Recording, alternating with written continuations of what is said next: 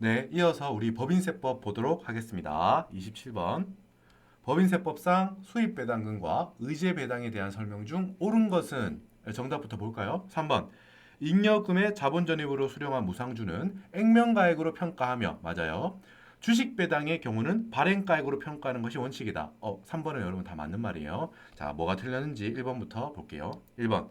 자기주식 소각 당시 주식의 시가가 취득가액 이하인 경우로서 자기주 소각 이익을 소각일로부터 2년이 경과하여 자본에 전입함에 따라 취득하는 무상주는 배당으로 본다. 여러분 뭐 그럴싸해 보이는데 틀렸거든요. 확인해 볼까요? 뒤쪽에. 자, 여기죠. 자기 주식 소각 이익의 자본 전입을 할 때 일단 여러분 기억. 자본 전입을 언제 했는지에 상관없이 소각 당시의 시가가 취득가액을 초과하면 뭐다? 배당으로 봐요. 네, 니은. 소각 당시 시가는 취득가액 이하인 경우라고 하더라도 자본금으로 전입하는 시점이 소각일로부터 2년 이내인 경우라면은 소각 당시 시가가 만약에 취득가액 이하라고 하더라도 배당으로 본다. 요 두 경우거든요. 그러니까 결과적으로 여러분 배당으로 보지 않는 경우는 유일하게 언제예요? 즉 이 경우 초록색 보세요. 소각 당시 시가가 취득가액 이하이면서 엔드 요건으로 자본에 전입하는 이 자기 주식 소각 이익을 자본금으로 전입하는 이 시점이 자기 주식을 소각한 날로부터 2년이 지났다라고 하면은 그거는 의제 배당으로 보지 않겠다는 뜻이죠. 이해돼요, 여러분? 소각 당시 시가가 취득가액 이하이고, 그죠? 생긴 자기 주식 소각 이익을 자본금에 전입하는데 그 시점이 소각일로부터 2년이 지났다고 하면 그거는 의제 배당이 아니에요. 반대로 말하면 이 케이스가 아니면은 전부 다 기억 아니면 니은에 걸려서 배당으로 본다는 뜻이죠. 근데 다시 1번으로 와보세요. 뭐라고요? 자, 자기 주식 소각 당시 주식의 시가가 취득가액 이하죠. 그리고 뭐 소각일로부터 2년이 넘어서 자본금에 전입했죠. 이 케이스만이 유일하게 의제 배당으로 안 보는 케이스였죠. 방금 봤잖아. 그러니까 이것도 배당으로 본다고 한 1번이 틀린 게 되는 거예요. 꼼꼼하게 공부하셔야겠죠, 여러분. 이제 우리는 알 수 있다. 1번이 틀렸다는 걸 알 수 있습니다. 2번. 유상 감자 전 2년 이내에 의제 배당이 해당하지 않는 무상주의 취득이 있는 경우에는 그 주식 등이 먼저 감자된 것으로 보며 당기 주식이네요. 자, 그 주식 등의 취득가액은 총평균법에 의해 계산한 가액으로 본다. 요 앞에는 맞아. 근데 뒤엔 틀렸어요. 볼게요. 2번. 단기 주식 특례요. 단기 소각 주식에 대한 특례요. 단기 소각 주식이라 하면 함은 감자전 2년 이내에 말이 자꾸 실수가 있네요. 다시 한번. 감자하기 전 2년 이내에 의제 배당으로 과세되지 않은 무상주에 대한 특례로서 감자로 인한 의제 배당 계산 시에 이 단기 소각 주식이 존재하는 경우에는 1번 해당 단기 소각 주식이 먼저 소각된 것으로 간주합니다. 이거는 맞죠? 근데 취득가액을 0으로 한다는 거예요. 의제 배당 크게 보겠다는 취지인데 자, 아까 뭐라고? 2번에서는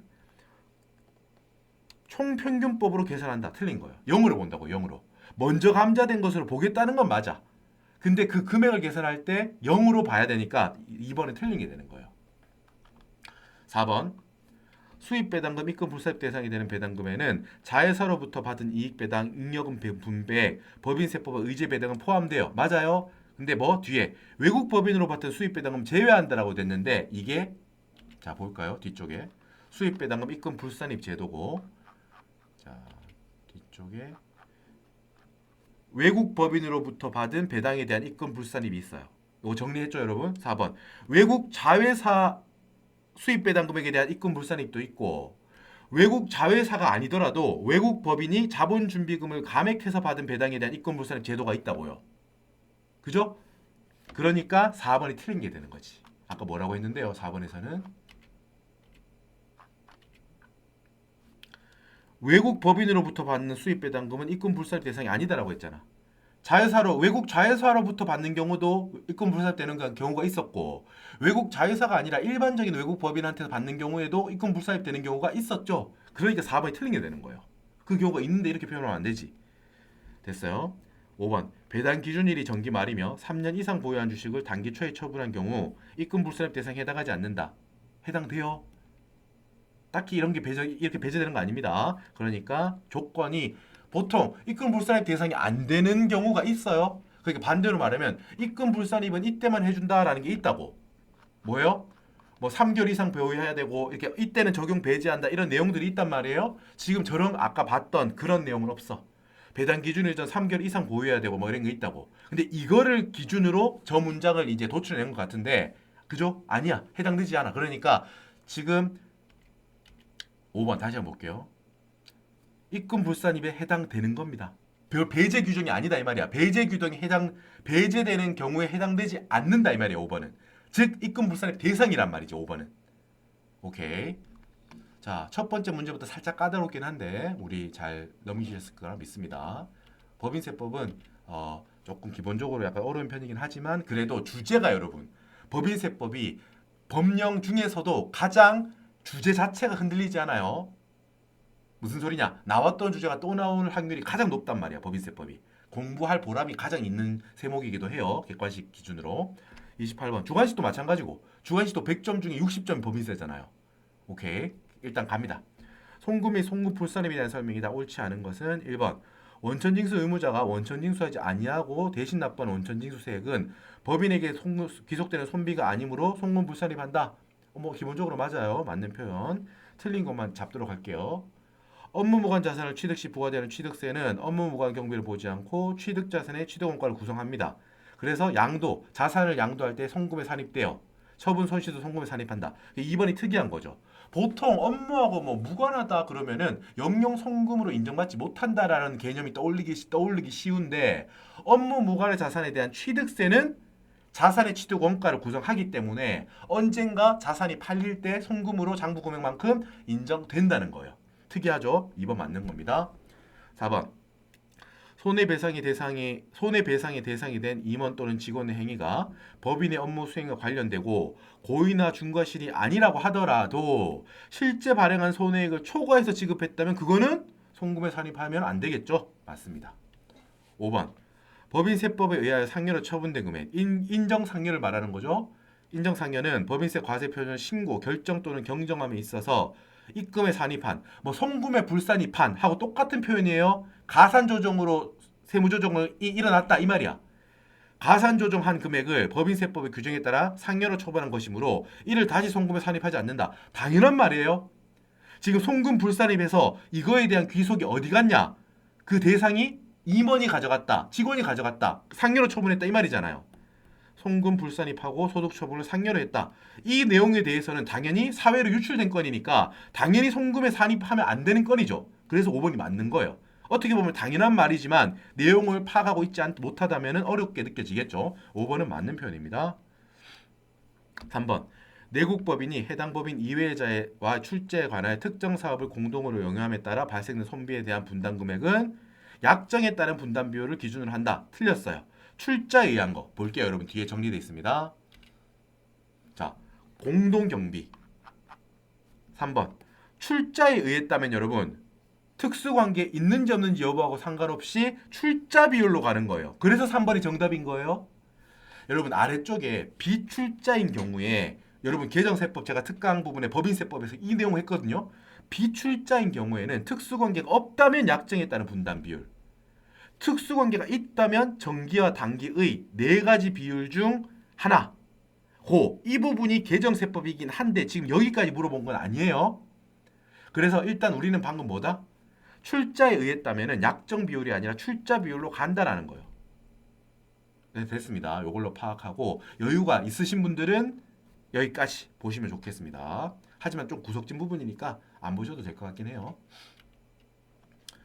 자, 29번.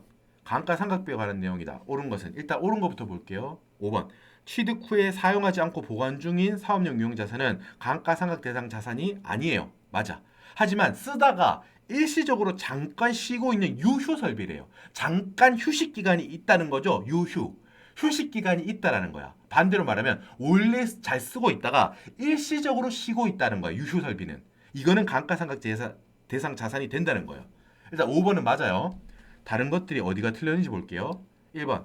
원칙적으로 상각 범위액을 초과하여 상각한 경우 상각 부인액을 송금 불산입합니다. 이거 맞아요. 여기 맞아요. 근데 이어서 그 상각 범위액보다 부족하게 상각한 경우, 이때는 정기 이전 상각 부인액이 있다면 그 시인 부족액을 세무조정으로 송금할 수 있다. 여러분 이거 읽어보니까 맞는 거 아닌가? 내가 알고 있던 그 감가상각비 맞는 것 같은데 교묘하게 틀렸어요.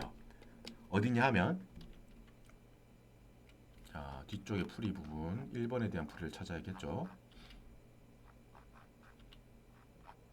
자 볼까요?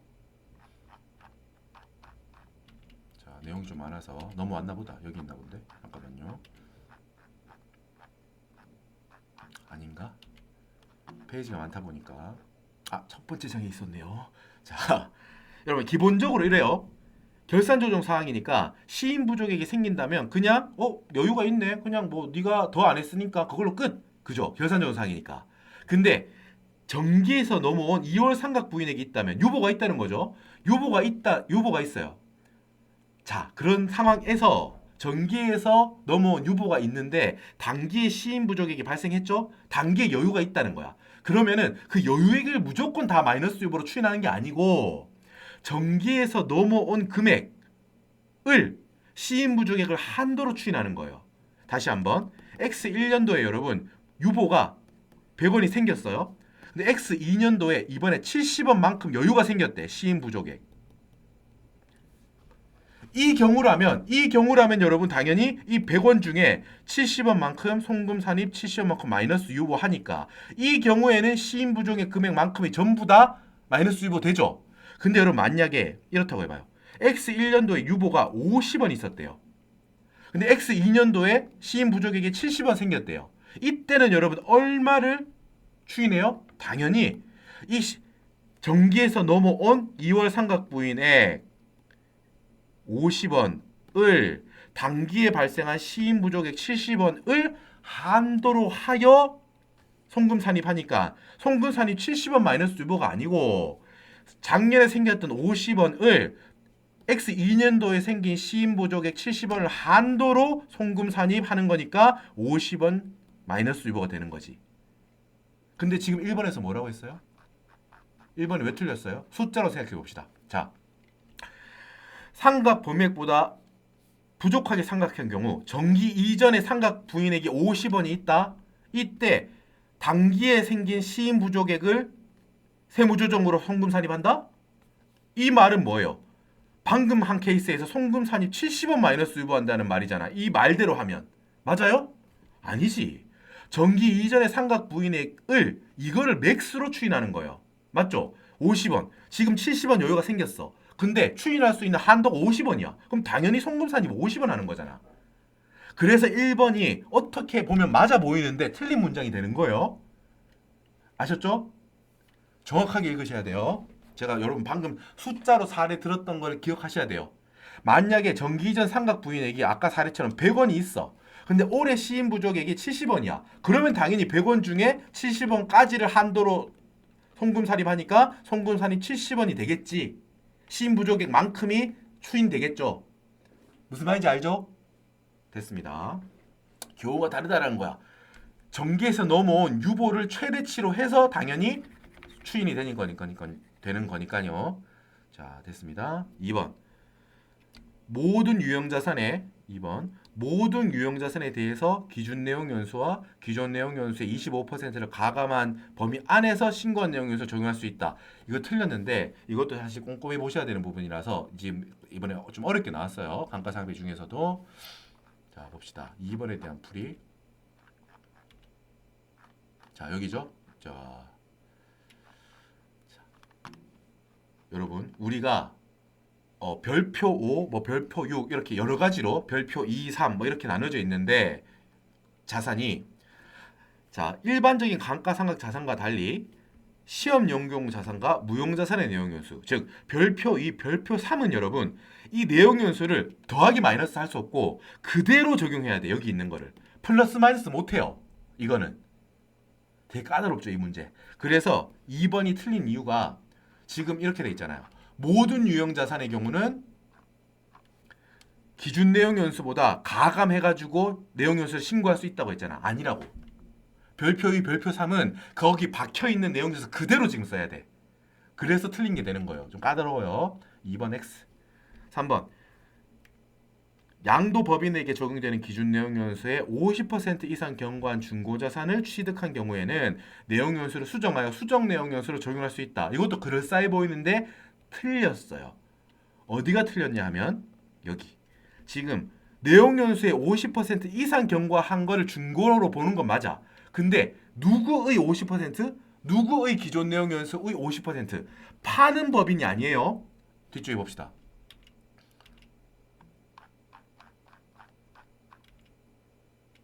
자, 자산을 매입하는 법인한테 적용되는 기준 내용 연수의 50% 이상 경과한 거를 우리는 중고로 봐서 수정 내용 연수를 적용해 주는 거예요. 판매하는, 양도하는 법인 기준 내용 연수의 절반을 경과했다고 해서 해주는 게 아니에요. 누구? 주체.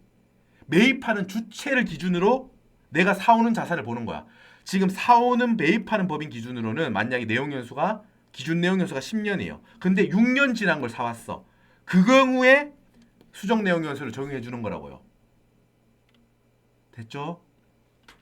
그래서 이거는 속임수 문제로 많이 나옵니다. 수정 내용 연수를 적용할 때 기준 내용 연수의 50% 이상 경과한 건 맞는데 이게 어떤 법인의 50% 이상? 판매하는 법인이 아니에요.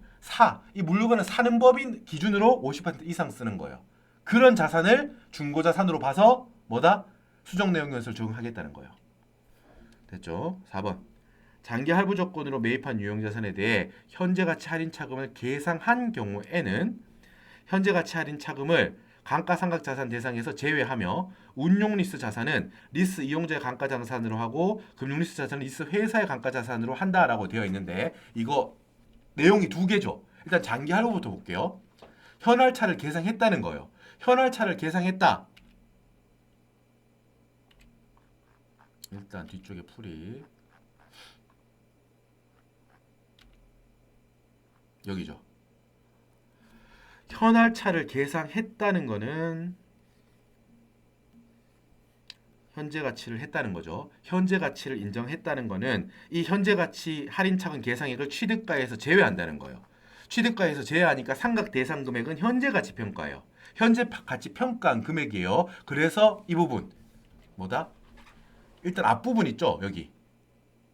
현재 가치를 평가했으면 현재 가치 할인 차금을 계상했다면 현재 가치 할인 차금을 계상했다는 뜻은 현재 가치로 평가했다는 거잖아요. 그러면 현재 가치 할인 차금을 제외한 금액을 감가상각 대상 금액으로 봐요. 그래서 이 부분은 맞아요.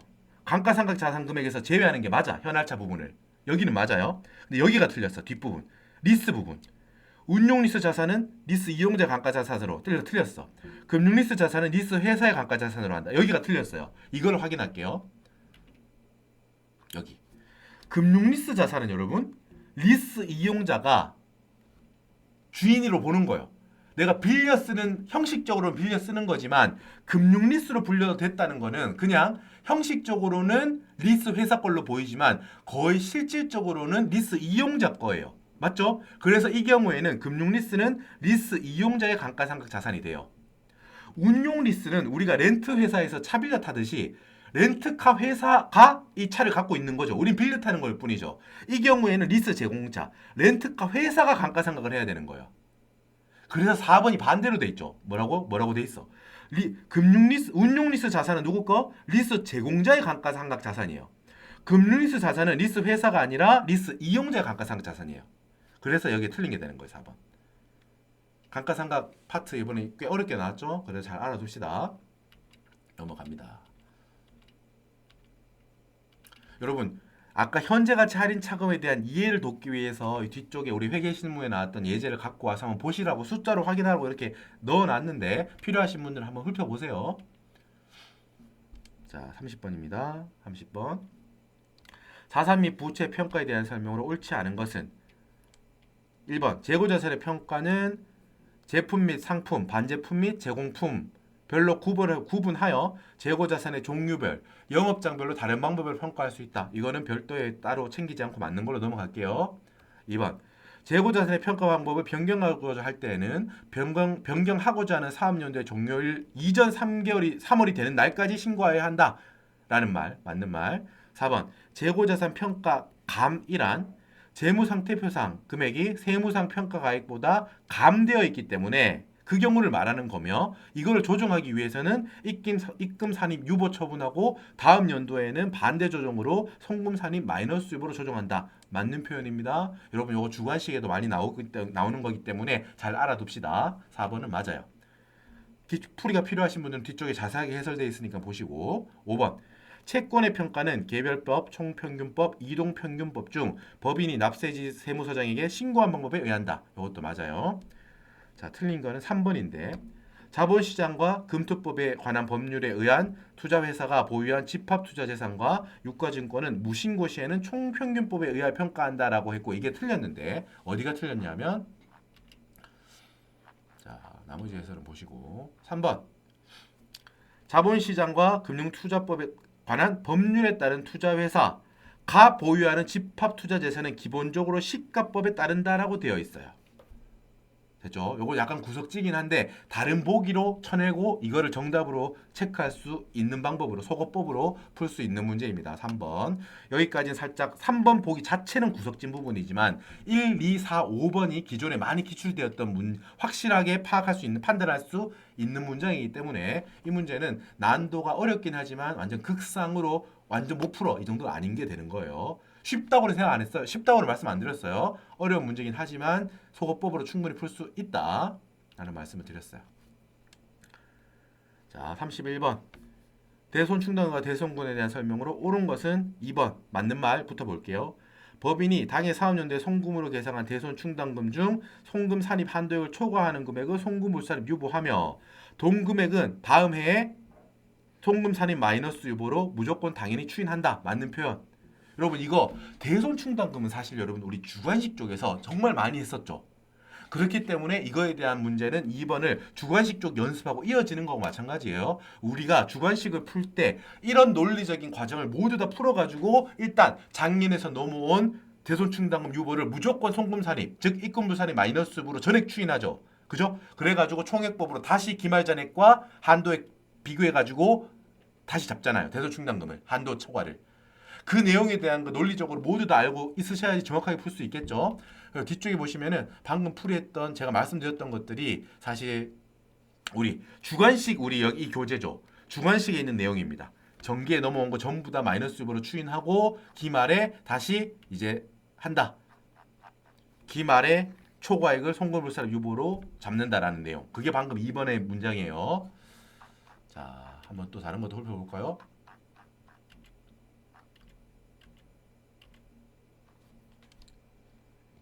틀린 것들. 1번.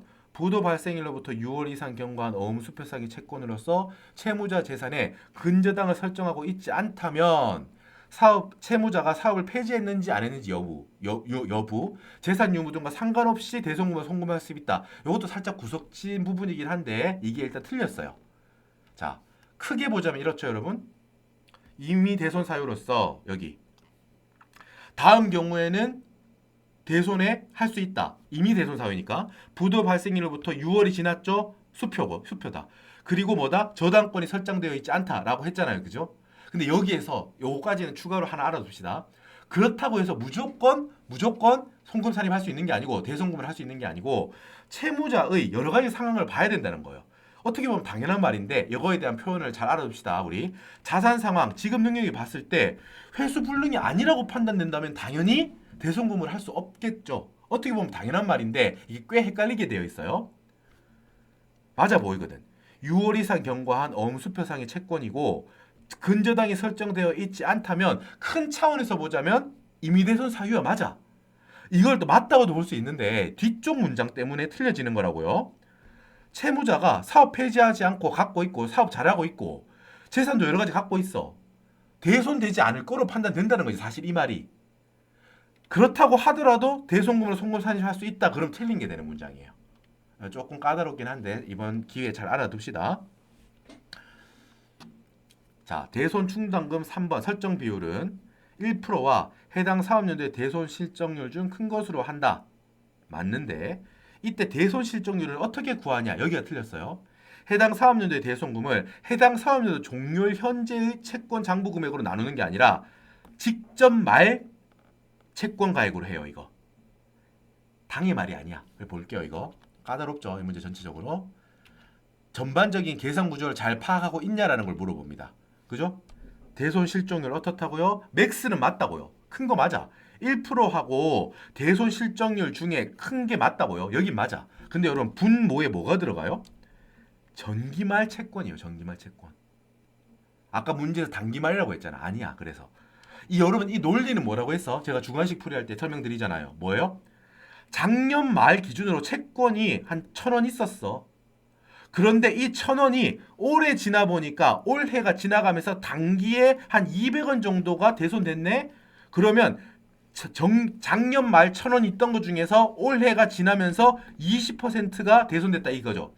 그러니까 이 기준이 올해에도 적용되겠지.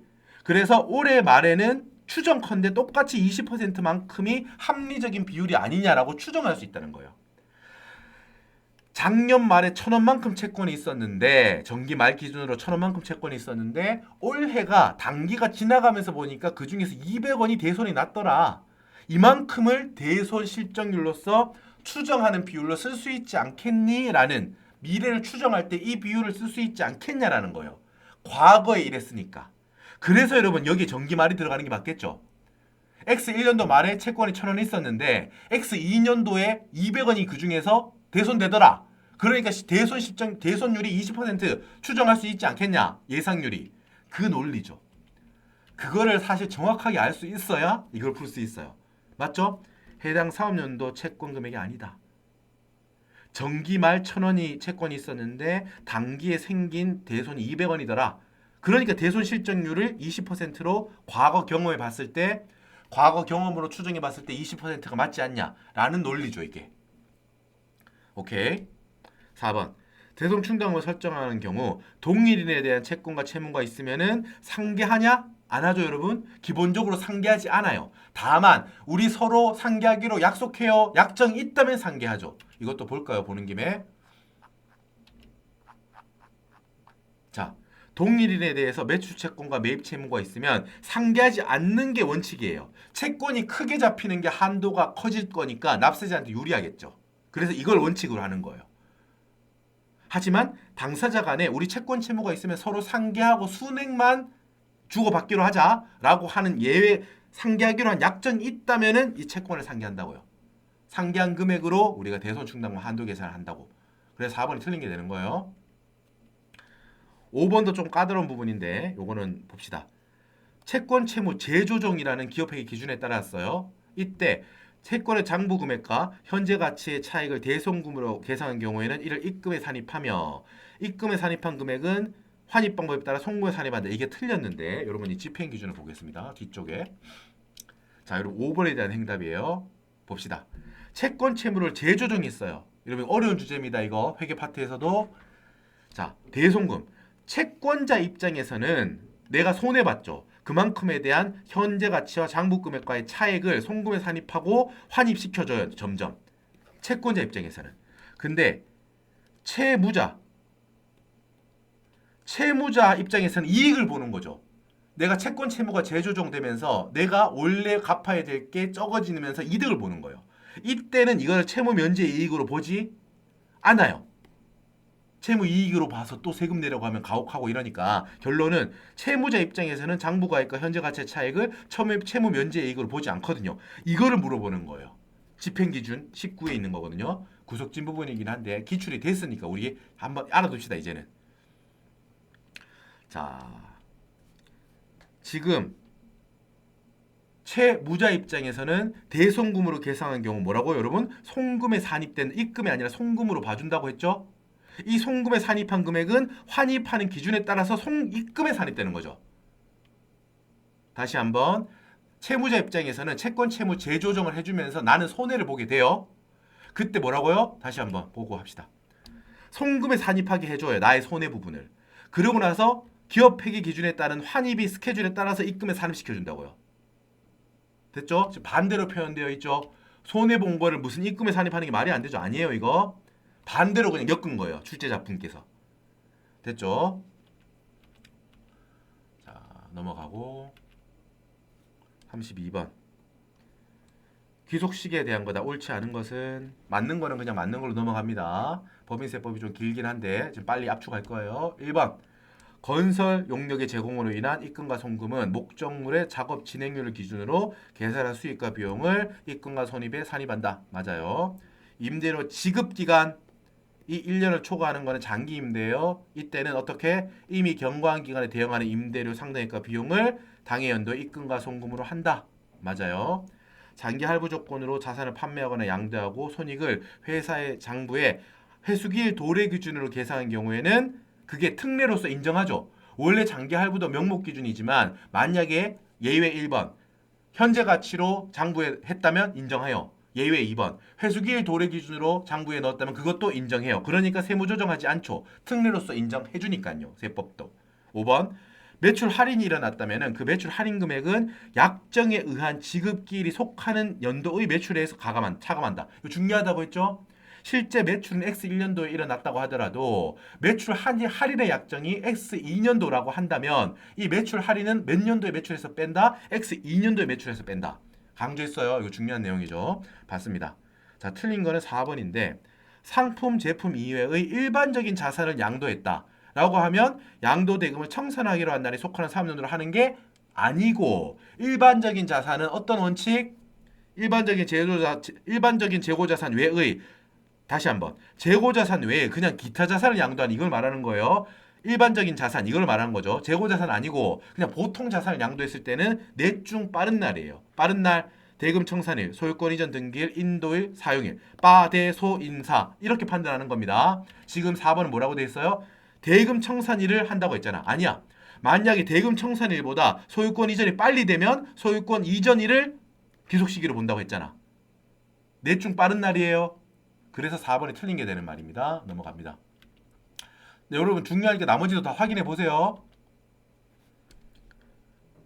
기업 업무 추진비 옳지 않은 것은 여러분 순서가 좀 바뀌었네요. 여기 직원이 단체 여기에 대한 해설이네. 1번 법인이 직원이 조직한 조합 또는 단체 복리시설비를 지출한 경우 법인이 직원이 조직한 조직한테 뭘 사줬다는 거예요. 커피 머신 이런 걸 사줬다라고 한다면 법인이 아니라고 하면 기업 업무 추진부로 했는데 이게 틀린 거예요. 해설이 여기 있죠. 만약에 직원이 만든 단체가 법인이라면 그거는 이 회사 입장에서 기업 업무 추진비로 봐요. 내가 커피 머신 사준 거를 접대비로 본다고. 근데 2번이죠. 직원들이 뭘 만들었어. 모임을 만들었어요. 단체를. 근데 그게 법인은 아니라고 한다면 어떻게 한다? 내가 지금 사준 법인의 비용 혹은 자산으로 처리한다는 거예요. 이거는 법률 문구가 어떻게 되었다?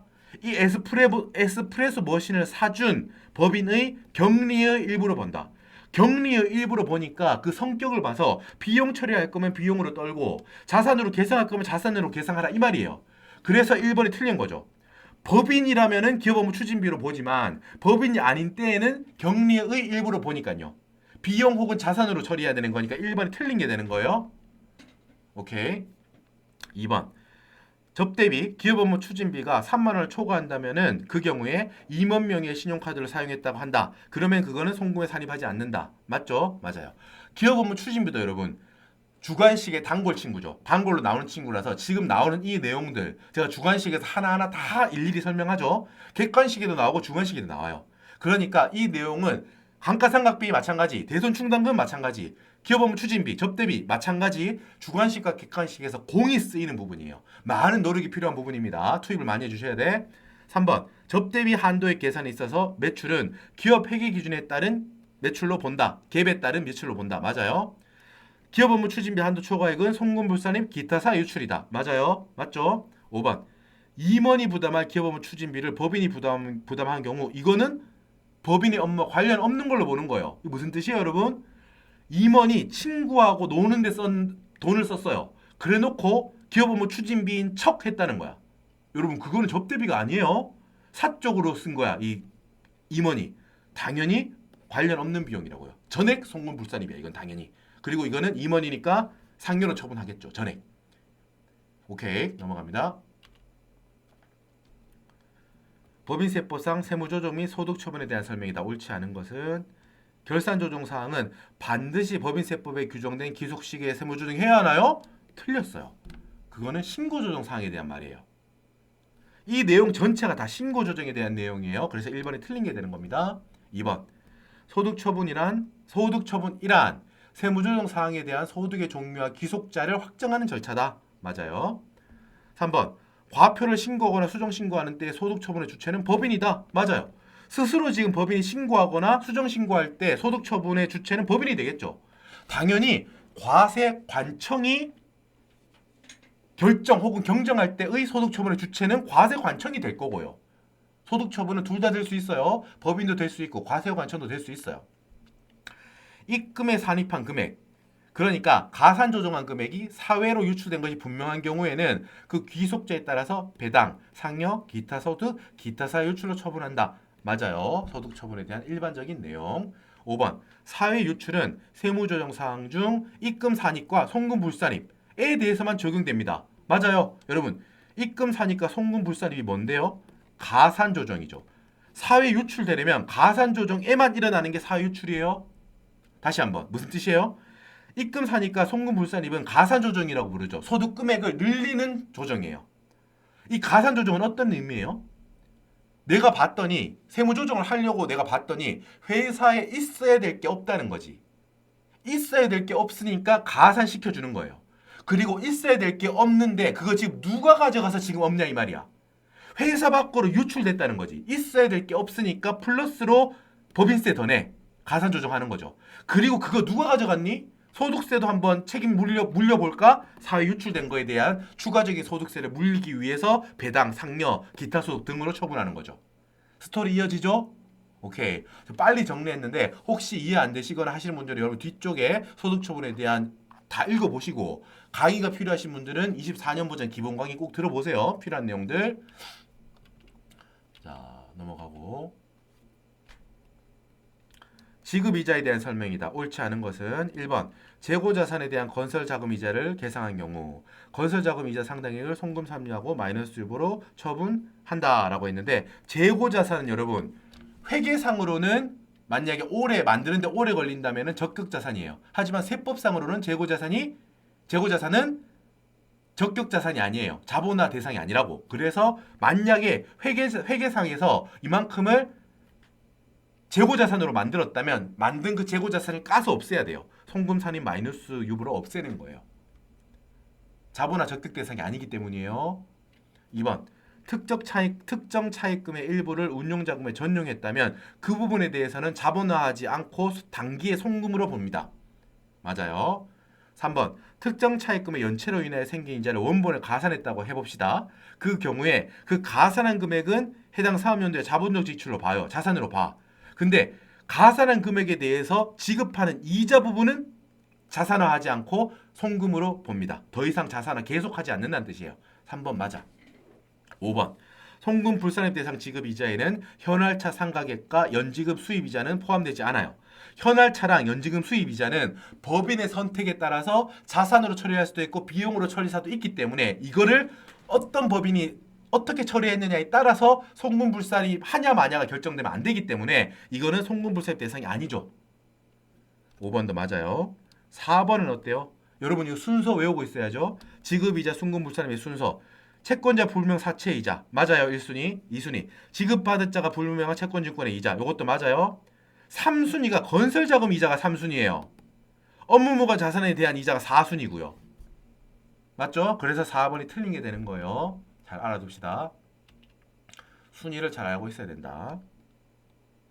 36번 입금 및 입금 불산입에 대한 내용이다. 옳지 않은 것은 1번 주발초는 입금에 해당하지 않아요. 기본적으로. 그래서 1번은 맞는 표현. 감자 목적의 자기주식의 매입의 경우에는 특수 개인으로부터 저가 매입했다고 하더라도 입금에 산입하지 않는다. 여러분 이거 맞는 표현인데 구석진 부분이긴 한데 볼게요. 여러분. 자 2번. 여러분 이것도 집행 기준에 있는 내용이에요. 조금 구석지긴 한데 기출이 됐으니까 알아둡시다. 입금 불산입 사례입니다. 여러분 기본적으로 특수관계 있는 개인으로부터 유가증권을 싸게 매입하면 그 시가와의 차익은 입금이 맞죠, 여러분. 이거 중요한 내용이잖아. 그죠? 근데 여러분 뭐다? 만약에 감자 목적으로 자기 주식을 이렇게 사왔다면 유가증권이긴 하지만 입금 불산입 하겠다라고 돼 있거든요. 약간 구석진 부분이긴 한데 기출됐으니까 여러분 챙깁시다. 됐죠? 2번. 그래서 2번은 맞는 표현이에요. 일반적인 특수 개인의 저가 유가증권 매입이 아닌 거야. 이거는 그 경우가 아닌 거예요. 감자 목적으로 자기 주식을 이렇게 특수 개인으로부터 싸게 사왔다면 이거는 입금에 산입하지 않는다. 입금 불산입 대상으로 보겠다 이 말이에요. 자, 4번. 손해배상 청구권에 의하여 발생하는 받는 보상금은 법인의 순자산을 증가시키는 거래로 인하여 발생하는 거니까 입금에 산입한다. 순자산 증가설에 의한 일반적인 맞는 표현이에요. 요것도 일반적으로도 맞다고 볼 수 있고 집행 기준에서도 명확하게 사례로서도 들어와 있습니다. 손해배상 청구권에 의하여 받는 보상금도 전반적인 그냥 우리가 순자산 증가설로 봤을 때도 입금 항목이고 여기 집행 기준에서도 해당 항목에 대해서도 딱 찍어서 입금 산입 항목으로 봤기 때문에 맞는 거예요. 이거 알아둡시다. 기출이 일단 됐으니까요. 우리가 모든 여러분 집행 기준을 다 할 수는 없지만 기출됐던 친구들은 우리가 알고 가셔야 돼요. 5번. 주식의 포괄적 교환 차이는 입금에 산입하지 아니한다. 요것도 맞습니다. 볼까요? 뒤쪽에 풀이. 5번. 자, 요것도 여러분 당연히 내용으로서도 알아야 되고 집행 기준에서도 입금 불산입 항목으로도 이렇게 나와 있습니다. 주식의 포괄적 교환 이전 차익은 입금 불산입 항목입니다. 자, 25년 기출을 만들면서 집행 기준에 나왔던 내용들을 많이 업데이트했어요. 그래서 여러분께서 직접 눈으로 집행 기준을 확인하실 수 있게 교재를 많이 만들었습니다. 5번. 틀린 거죠? 3번이 틀린 거예요. 3번. 정당한 사유 없이 업무무한 가지입금의 이자를 회수하지 아니한 경우에는 이자 발생인이 속하는 사업연도의 입금에 산입하는 게 아니에요. 기간이 틀렸어. 3번. 자, 정당한 사유 없이 회수하지 않은 가지입금에 대한 금액, 니은 특수관계가 소멸하지 않은 경우로서 가지급금의 이자를 이자 발생일에 속하는 사업연도 종료일로부터 1년이 되는 날까지 회수하지 않은 경우 그때 입금으로 보는 거예요. 기간이 틀렸죠. 그래서 3번이 틀린 게 되는 겁니다. 1년이 지나서 판단하는 거예요. 그때까지 안 받았다면 그때의 입금으로 보는 거예요. 자, 넘어가고 자 37번. 또 부당의 계산의 부인에 대해서 옳지 않은 것은 1번. 특수관계인 간의 거래가 당해법인과 특수관계 없는 제3자를 통하여 간접적으로 쿠션을 통해서 했다는 거지. 그렇다면 이때는 부당의 계산 부인 규정을 적용할 수 없다? 틀렸어요. 이거 사실 딱 봐도 아니죠. 간접적이라고 하더라도 특수관계인이 그냥 가운데 그걸 그냥 형식적으로 끼웠을 뿐이죠. 요걸 확인하겠습니다. 1번. 1번. 여기죠. 이것도 사실 집행 기준에서 명확하게 해뒀어요. 일반적인 논리적으로도 그렇고 부당행위 계산의 판단은 자 행위 당시를 기준으로 판단하며 해당 법인과 특수관계인 간의 거래에 대해서 적용한다. 그리고 명확하게 만약에 특수관계인 외의 자를 통하여 간접적으로 이루어진 거래도 특수관계인 간의 거래로 볼 거다라고 여기 있거든요. 명확하게 해놨어. 그래서 1번이 정답이 되는 거예요. 자, 여러분 나머지에 대해서는 한 번씩 읽어보시는 걸로 할게요. 우리 많이 나왔던 주제들이니까 맞습니다. 2번도 맞는 말이고 자, 고가로 지금 뭔가 4월 쓸 때는 3억 5% 현저한 이익 요건을 적용한다는 말이에요. 그리고 시가라 함은 시가에 대한 일반적인 적용이고요. 비상장 주식의 매입에 있어서 시가가 불분명하다면은 상증세법상 보충적 평가액을 시가로 한다. 뭐 이런 내용들은 좀 자연스러운 것들이니까 쭉 읽어보도록 할게요. 읽어보고 숙지하는 걸로 하겠습니다. 자, 법인세법 마지막 문제 좀 길어지고 있는데 조금만 힘내주십시오. 기부금 틀린 것만 확인합니다. 자, 일단 2번 공익법인 등의 인허가 전에 기출했다고 하면은 인허가 전이라도 지출 시점에 기부금으로 본다? 틀렸어요. 이거는 많이 보는 문장이죠. 언제? 봅시다.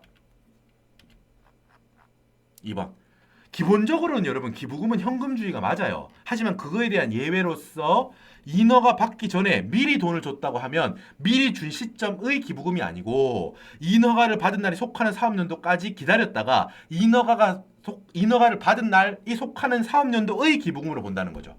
그래서 2번이 틀린 게 되는 거죠. 현금주의의 예외로서. 그래서 2번이 아닌 거예요. 됐죠? 여러분 나머지도 뭐 1번은 의제 기부금에 대한 내용이에요. 우리가 특수관계인이 아닌 경우에 플러스 마이너스 30% 정상 가액을 넘어서는 부분은 기부한 걸로 보고 뭐 이런 것들이 있잖아요. 거기에 대한 내용들이 있으니까 보시고 자 여기도 뭐 정리해놨던 것들 정리한 거 있으니까 한 번씩 읽어보십시오 여러분. 자 이렇게 해서 여러분 법인세법 마치고 꽤 길어졌는데 수고 많으셨습니다. 잠깐 쉬셨다가 이제 마지막 소득세법에서 찾아뵙도록 하겠습니다. 고생 많으셨습니다.